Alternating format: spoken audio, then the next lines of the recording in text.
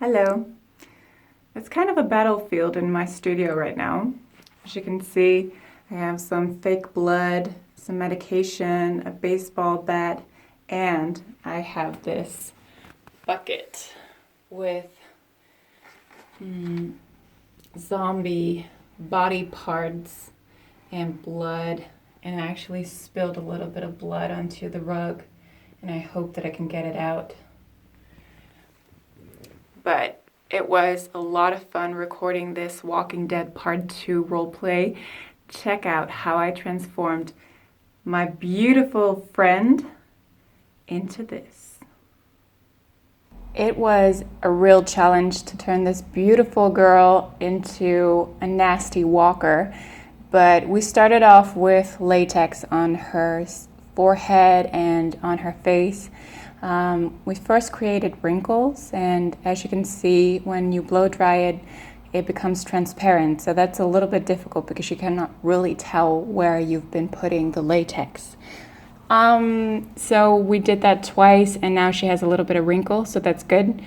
And we started making wounds and rotten flesh with latex, and that took a long time because you really want to create depth, and that is only reachable by putting layers and layers over it. So it was pretty much putting a layer onto it, drying, putting a layer, drying, and that over and over. I mean, it was a good thing that Nienke had a lot of fun. So yeah, more layers, drying. And when I was drying the layers, I was dapping onto it with my finger, and then you really create that nasty texture, that rotting flesh kind of a texture that we were looking for to make her look like a nasty zombie walker. And now onto the other side of her face. Same thing, just applying layers, drying, applying layers, drying. Same story, but it did look better and better every layer that you apply. So that was encouraging, because when we first started, I was like, no, this is never going to work. She's never going to look really cool and really like dirty and nasty, but it definitely worked. You just have to keep going, and then the nastiness will appear. So here you can see that it's almost done on her forehead and her cheekbones. You know, those are the areas that I really wanted to bring forward, because she needed to have a face like a skeleton, and those are the places where you have bones. So those are highlighted areas. I think in the end I made a good decision. Now onto her nose and her chin. She has such a soft and beautiful skin of her own, and that's why I really needed to apply the latex in a lot of places, because she just has flawless skin. But yeah, so it was a lot of work to make her skin look like it was just nasty and dirty. So now on to powder, pressed powder from Bobbi Brown, and it's a white pressed powder, and it just makes sure that the shine from the latex is gone, because that does not look natural, not even for a zombie. They don't shine. So, but yeah, this looks good.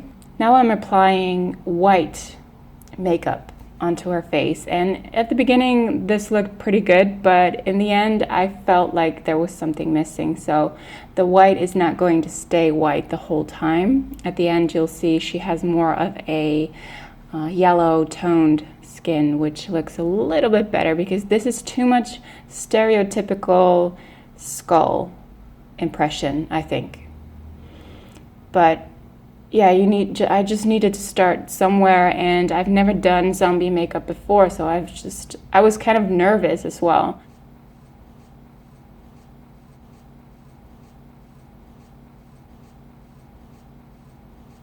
So yeah, you have to start somewhere. This was where I started, with white.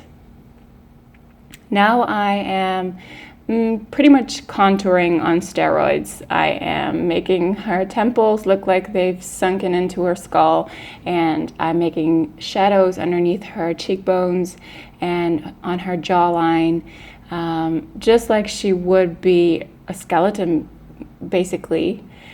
And I'm also putting the black onto her rotten flesh and her wounds to make it look really dirty and really nasty. And of course her eyes.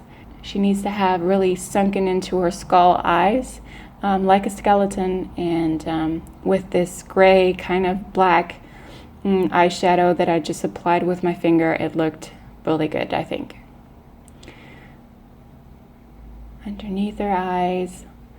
And so I was pretty pleased with this result, and I did the same thing on the other side of her face. Same thing, just her temples and underneath her cheekbones and her jawline and her eyes, just creating this nasty kind of skull makeup.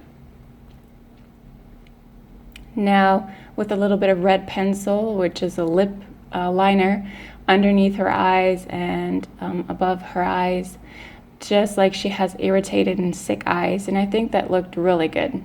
Maybe I could have applied a little bit more, looking back. So now I am coloring her wounds, and I did that with a lip gloss palette that I have, and that is a palette where I have several different kinds of red tones. And you know, when you have a wound, it never has just one color, you know, it has different kind of tones, red tones, and that's what I tried to create, and I think it looked really good.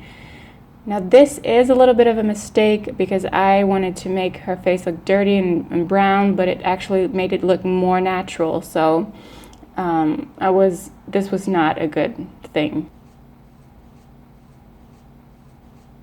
This is blood, fake blood, that you can just buy at a party Halloween store. I've put this into the creases of the latex. So I've just been following the natural patterns of the latex to make an impression as if they are bleeding wounds on her face. And already this looks really good, I think. Some smudges around her wounds and her rotting flesh. But yeah, she's starting to look nasty, I think. She had this great idea to make a drip of blood come from her ear, so that's what I did, and I think it looks good. Now this is the magic that is happening right now. I am applying more of a yellow-toned makeup over her face and over her neck and her ears, and this is when it really is starting to come to life. And when you're thinking, yes, now we're talking, this looks good. This is where I had that moment, like, yes, now I know that it's going to work out fine, and this is good. And some blood splashes with a toothbrush and a liquor glass. So yeah, she looks like she's just been eating human flesh. And that's just a nasty look. It looks really gross and good, I think. Some more blood, because the fake blood just kind of dries out after a while, and I didn't think it looked intense enough, so I applied just a little bit more in the creases of the latex.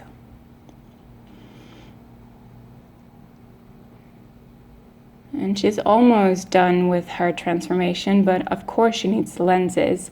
So applying lenses, this is her first time, and my first time was Mystique, and it was horrible. I'm still not good friends with lenses, and neither is Nienke.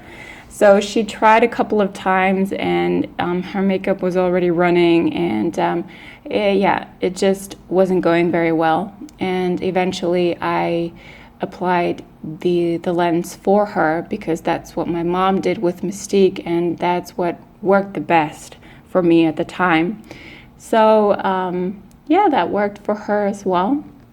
You can see that right now I'm taking over, and the first time it's not going in, but the second time it is when I'm applying it into her eye, and this looks really good.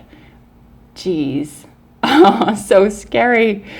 So yeah, she's applying some of my makeup onto her teeth just because she has these cute little white teeth, and that's not what a walker has, so she needs to have dirt in her teeth, and this looks good. So the second lens is going in, and that is completing her look. We also made her hair really greasy, and yeah, this is pretty much it, and I'm so happy with the end result. So you have Nienke before, this cute little bubbly girl, beautiful skin, and now you have a walker that is just gross and ugly and just nasty. Thank you so much for watching this making off video. I hope you have fun watching The Walking Dead Part 2 roleplay, and I'll see you soon. Bye.